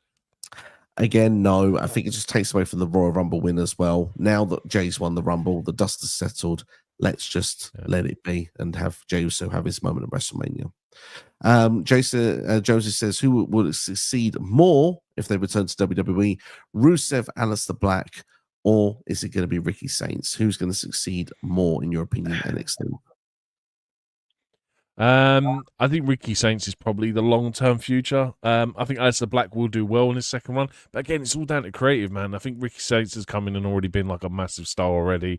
I'm not too really bothered by the name. I was kind of a bit upset that they didn't go with Starks, but Saints isn't exactly like a bad replacement for it. But Rusev, like when we did the NXT predictions, I honestly, I'm not really bothered by Rusev at the minute. It's all about creative, and it's got to be interesting for me. Absolutely. Leo? I'm going to say Ricky just because he's younger than the other two. So I think that gives him the advantage. But Aleister, if he comes back, I'm not going to deny he might be in the run to finally get a world title run in the company, because we know Triple H is a huge, huge fan of Aleister. So I feel like he's going to get pushed to the moon more than likely. I feel Ricky Saints is the one that will be the most potential, just because of the fact that in NXT he gets that rub. He's got the opportunity to make himself the star of that brand and come in a real big way on the main roster when he gets the splash to Raw and SmackDown, because he's not done it before either. I know he's been done some extra work in WWE, but it's not the same. Aleister Black and Rusev, they've been there before, and like you say, it comes down to creative, and it's how to present them in a way where it was different to last time, where they get out of the mid card and go further up. I think Aleister Black, though, over Rusev has more potential to do that of the two. Yeah, I said it with Ricky Saints that he's already like the 3rd or 4th biggest name on NXT already, and he hasn't even wrestled a match yet. It's just turned up. But he won his first match this week. Tag team match coming up, of course. Josie asked, will John Cena and The Rock have a corporate stable involving others? And if so, who would you add? For me, I personally wouldn't add anyone. I think that's the point, that they are the 2-man power trip. They are the Hollywood guys. Yeah. Well, we had the Hollywood Blondes with Pillman and Austin. Why can't we have the Hollywood Baldies? You know, 2 guys, no hair. If you want to add some more bald guys to it, dude, if I hadn't got rid of Carl Anderson and Doc Gallows, even Giovanni Vinci, it could have just been a group of bald guys. That's true. Leo, would you actually have anyone in the stable, or do you keep it as a 2? I'll keep it as a 2-man power trip. I think that'll be way more intriguing to see. If it was to be anyone added, I would say maybe like a Drew or Kevin Owens. I would say you need to add an enforcer, someone who does the heavy, like the heavy work, like for example, someone of like a Drew McIntyre's physique. Would be interesting, yeah. I mean, Drew has the link there, so it could work with that, actually. So, Yeah, that'll be the name we'll give you, Jonesy. Bobby says Trish Stratus going after Chelsea Green's Women's United States Championship would be nice. It certainly would be. Would be big for Chelsea Green. I just don't know if she would have retained, poor girl. Chelsea Green's going to be US champion forever. I don't know what you're talking about. Leo? I would love to see the match, but I just don't think they would pull the trigger right now. And then I know we are going to be seeing her defended on SmackDown. I'm going to be honest. It's not even a spoiler. I just feel like it's going to be Natalya that's going to compete for the championship. Yeah. I think she's going to hold that title That's a at least good till shout. Mania, though. She's probably going to drop it at Mania. I would agree. I think Mania's the place there. Sid said Natalya should have a match at Elimination Chamber. I agree with you. It's probably on SmackDown against Chelsea Green. But yes, agree that Green holds that title to at least WrestleMania. Sid would love to see Charlotte Flair win the SmackDown Women's title or the WWE Women's Championship, as he's a fan of Charlotte. I'm a fan of Charlotte as well. I just think it's Tiffy's time right now. Roy said, I went for the love of wrestling, met Mick Foley and Heath Slater and Lex Luger. And the Mountie and Lex Luger said that he is a Man United fan. Interesting stuff there. But Roy, fantastic. You got to meet some legends there. I hope you had a fantastic time. Roy also asked, do we think that Sami Zayn will turn heel anytime soon? But if he feuds with Karrion Kross, there's a possibility, Steve. Possibly, but I think he's going to be ultimate babyface going into Mania next year. Like I said, I'm fantasy booking, man. I want Sami Zayn to be the babyface against that mean old Kevin Owens, and they fight each other for a title at WrestleMania. It's always a way to turn it round, though. You can turn heel now and go back to being the face. We've seen the Big Show do it many times. We've seen Rock do it 5 times in a promo this past week. That's very true. Yeah. Sami, though. Sami, I think, not to say that he's not a good heel, because he's proven that he could be a good heel, but I just think he's a way better babyface. Yeah, I do as well. I think he's a way better babyface. So, What are you telling me? Conspiracy theory Sami Zayn was the best. Yeah, I loved it, but he's always just gave me like a Daniel Bryan type character where they both can play both roles to the best of their ability, but they just both were just naturally just lovable characters. Yeah, it's true. I mean, Sami does do the heel stuff fun. Like he was like a comedic heel for me. It always was. Yeah, it wasn't like a serious heel. Where I feel like if he's going to go towards the main event scene, his best bet is being a babyface. So I hope he stays as babyface for now. But then there is an argument that you could say that Sami Zayn versus Jey Uso could be something that could happen in the summer, and I would be kind of okay with seeing Sami turn heel for that. Yeah, I agree with that. I wouldn't mind it. I would not mind that at all. Sid says, when do you think Miro will make his return to WWE? Would it be called Miro or Rusev? I think he'd be called Rusev. I would say, if I had to guess, Raw after Mania would be the right spot for it. Although I hope he's the Redeemer. I just loved the promos you did that in AEW, Leo. Yeah, he's got to be the Redeemer. I just love that character. Rusev Day is very up there for sure, but between both, the Redeemer would just have way more layers to it. I feel like he is going to be like a Raw after Mania type return. They always love to try to load up those shows with like returns, potential debuts, new matchups being teased and stuff like that. So I think that'd be a great way to insert him into the new landscape of WWE. Certainly could be, absolutely. Mr. Simmons UK doesn't see KO being WWE champion anytime soon or at next year's WrestleMania 42. So I like the fantasy booking. I hope it happens. Time will tell on that one. Roy thinks that Jacob Fatu will turn babyface for the fans were cheering him. They are cheering him, to be fair. And to be really honest with you, I'm looking forward to the moment where he says, I don't love you, Solo. I hate you, Solo. I think that could be a WrestleMania match. And I think Jacob Fatu is going to absolutely annihilate Solo. Yep, no, I agree with that. The second match on the card, I think it's going to be one of those that's like 5 minutes and done. And then bring in Zilla as well. Zilla Fatu. I don't know about Zilla, but Rey Mysterio is waiting for him. Yeah. Definitely. Be interesting. Roy also a fan of Charlotte Flair. Also going to say, I don't want to see Bianca or Alexa win the Elimination Chamber. This week, Kyle from On the Mic Wrestling Podcast in the house. Hope you're doing well, my friend. Sweet. It's either Bianca or Liv for me. Seems like everyone else has other matches on the horizon. Bliss being on SmackDown really makes me think she won't win. That's the only reason I'm counting her out. I kind of agree with that theory because, like, she's just got returned. moved over. Yeah, why would you come back and then not be on Raw if you're going to go for the Raw title? It just doesn't make sense. So, yeah, I agree with that one.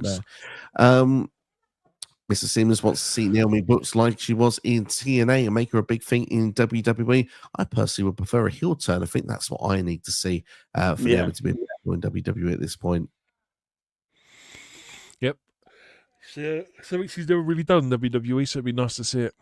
Would be interesting. Certainly stop wearing birthday hats and going into the war game structure. Anyway, wouldn't be surprised if Io makes the match and triple threat, and whoever wins it, of course, it would be Rhea. Eric says, I don't think Liv wins because her massive moment comes in August. I'm guessing referring to SummerSlam being in Jersey. Mr. Sims UK will not watch wrestling ever again if Alexa Bliss wins. Hang on. Does no one realise that hometown heroes always lose on their shows? Her moment ain't coming in New Jersey. She's losing that day. You've gone for Trish to win here. Here's the thing, though, with her, though. Liv would be an exception. Yeah, but I've also got Sami losing. But the thing is, we can't just have Liv being like the type of person that, gets the championships or being in big storylines in the summer, but when it comes to WrestleMania, she's not in anything as important. We kind of have to put her in a position like where, she can be in the WrestleMania headline. She could be anywhere. She can't. We kind of have to help elevate her in a sense where she just is doing something more. Because it seems like a lot of times when she's champion when we have SummerSlam around or just a lot of B pay-per-views, never the A shows. Always the bridesmaid, never the bride. Exactly. Seems to be the case. Now, Eric did say he was Team Bianca, but Leo was making an incredible case there with Liv Morgan. Looked like the pick was changing. But Eric did say, though, if Bianca faced Rhea, thinks Bianca's winning. Just because says it is a dream match, Bianca versus Rhea. They've had other chances to book it for sure, but I think it's got to happen this year. So Kyle might be tempted there for a Bianca win. Could be there. We'll have to wait and see. If Eric ever gets in trouble, Eric, please don't. He's going to call Leo, though, to be his attorney. To be fair, some good evidence indeed for that there of why to do so. What celebrities would you like to see at WrestleMania? David Baddiel said, are you sure? Apparently he's a big wrestling fan. Maybe in the UK you could have him there, but he's not coming to Las Vegas, I don't think. Maybe Travis Scott, since the fact is the theme song maybe would make sense. I don't really pay much attention for the celebrity factor, but I'm sure Netflix, all the rest of it, Peacock, they make sure there's a celebrity station at Mania this year. Netflix stars. Yeah, there'll be loads there this year. Anyone, Leo, you want to whatever's about to come out on Netflix, they will be there. True. For me, there's only like one celebrity that I really want, but I feel like it's just a personal thing, and that's David Arquette. I just would love to see David Arquette just come back. Like, I don't know what it is. It's just every time I feel like he just gotta be. As long as he ain't wrestling. He's a decent wrestler, but he doesn't have to wrestle. You heard it here first. David Arquette to enter the Elimination Chamber, win, and face Cody Rhodes in the main event of WrestleMania to become your corporate champion with The Rock. Book it. After what you sent me the other day, Steve, of David Arquette wrestling, I don't think I ever want to see that guy wrestle. Oh, good times. Love that question, Sid. Thank you. We had a chuckle there. Vanessa Huggins have a match. Yeah. I don't know. Machine She's Gun a big Kelly fan, also. isn't she? Yeah, could be. Well, who am I trying to think of that's really escaping my brain that really wants to be involved in wrestling? Popular female rapper, and for some reason, just my name escapes me. Oh, Nicki Minaj. Is it Nicki Minaj? Cardi B? Might be. Cardi B, one of those two. Cardi B, yeah. That would be interesting because that would create some moves. My counter to Steve, who said it's not the right time, I'd say it's because of her booking recently. Of course, that's Bianca Belair. She's the main eventer, so now's the time to make her one again. To be fair, it's a fair point. I just would like She to has been out of the see. scene for a while. Yeah, Just build it throughout this year. Maybe you could do it at SummerSlam or WrestleMania next year. My personal opinion. Have like a long build to that. absolutely. West Coast Podcast in the house. And Zaxi said, did someone say Hollywood Baldy? So Straight beef indeed, action. Zax, hope you're doing well, my friend. Good to have you here. Sid asking a question that just needs one word answer. Do you want to see James Ellsworth return to WWE? No. Nope. Ew. Not at all. Not at all. Big high neck. Or chin. Kyle said if they need more boards, he's available. Feels like we got a club starting. That's good. I'll probably join you in a few years. It's starting to get a bit thinner here. I'm not going to lie. But Eric says, I'll add the Miz to this whole thing that screams Hollywood. Now, Miz could be fun in a weird way, at least wanting to be involved with it. And I don't know why, but the whole thing screams a really messy WrestleMania 27 storyline to me. He would be the new Sami Zayn. He'd be like the Sami Zayn of like this 2-man power trip if he's somewhat involved. Like he's there, he's funny, he can crack jokes. Maybe this can He'd just be forever reminding John Cena that he beat him at WrestleMania. He will pretty much be getting under John Cena and Roxanne to the point they like beat the crap out of him, beat him bloody or something like that. I mean, it'll be fun for him because he's gonna get elevated, but I don't see anything else besides that. All I'm going to say is we've criminally not talked about something because it's not featured on Elimination Chamber. But seriously, guys, how are you feeling about Mello? Don't Miz. Leo. Would I be? This might be a hot take, but I don't be surprised if they do a multi-man tag team match and those two are part of it. It wouldn't surprise me either. And Steve, I can see your reaction down there. It's unfortunately it's something to keep Mello on TV and it's to keep Miz relevant. Unfortunately, that's the whole problem with it. And dude, there'll be the Miz and R-Truth of 2025. Miz don't Mello. I mean, Mello deserves better. Yeah, Mello deserves 100%. Much better. But it's problem is I think that when Trick comes up after Mania, if he does come up, he's going to be a bigger star than what Mello is, and Mello's been on the roster for a year. Yeah.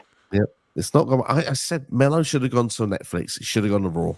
Should have happened, but I thought they were sending him to Raw with Soul Transfer Portal. It looked like he said he was going to go to Raw, but nothing came of it.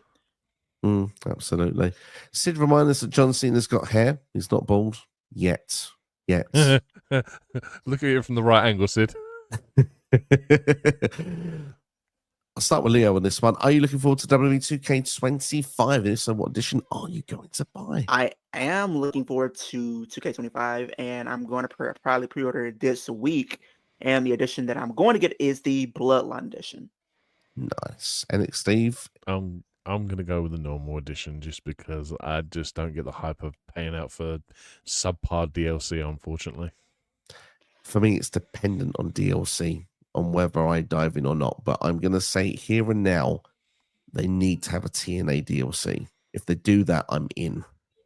They need that because you can do retro AJ Styles, for example, which would be just freaking awesome in itself. TNA AJ Styles. Have Joe Hendry, have Jordan Grace, the Hardy Boys in there. Do you know what I mean? You can Nick work Aldis as a wrestler. So who? Sorry, Nick Aldis. Oh, Nick yeah, Aldis as a wrestler. Abyss.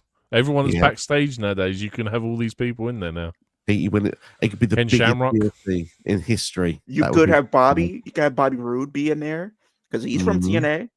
He is. Bear money. I just want to see that massive thing. That'll be a lot of fun.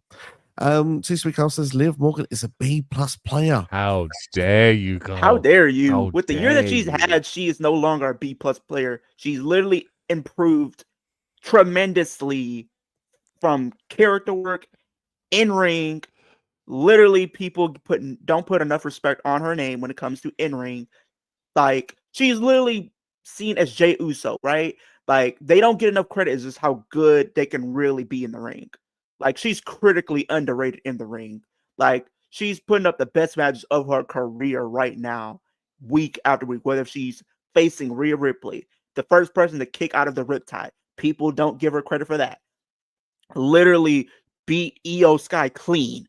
Beat EO and have again, and she's pretty much literally had a great match with her in a tag match. Like this is literally already starting off to be the best year of Liv Morgan Part 2. Seriously, she's an A plus. She's an A minus if you could say A minus if you want to, but B plus. Come on now, you're slacking. You're tripping. Leo's getting hot.